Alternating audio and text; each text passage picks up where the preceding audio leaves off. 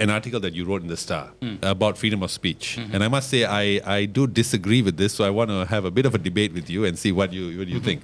Now you wrote about this, and I just to quote you. You said, I support the government's proposal to come up with guidelines for the media and new laws to manage social media.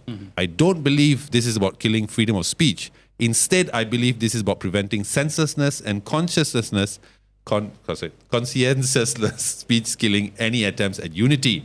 To have freedom of speech, we must imprison ourselves first with wisdom, compassion, and respect for all people. That's the only way for a democracy to work. Okay.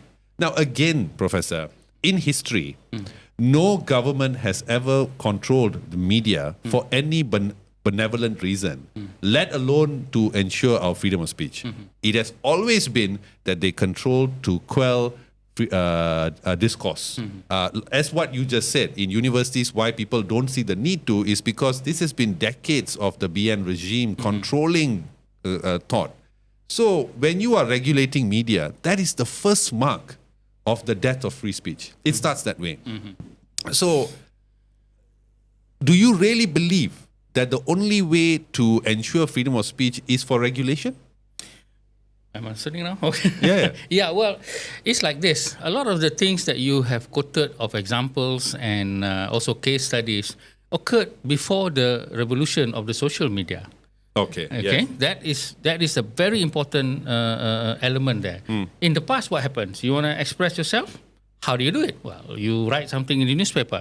But what happens when you write something in the newspaper? It goes through an editing process, right? Yeah. And the editor will decide, to publish it or not to publish it.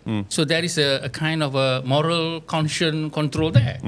What happens now?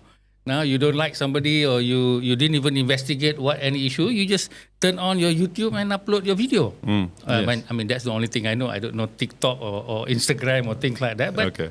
But you see that that's the case. Now, that is number one. Number two, you're quoting these case studies from perhaps Western civilizations. Have you looked at their curriculum? It's not like us. Okay, our curriculum just now is industry-based robots. Okay, robots that have no conscience, robots that have no adab at all. It occurs both in the Malay and the non-Malay community. Yeah, I used to think that Malay ni kurang ajar betul cakap dengan orang non-Malay. But then now I'm seeing, my God, these people calling the leaders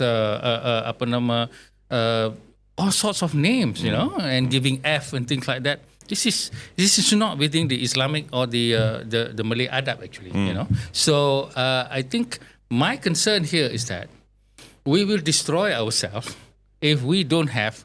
You want to use the word control.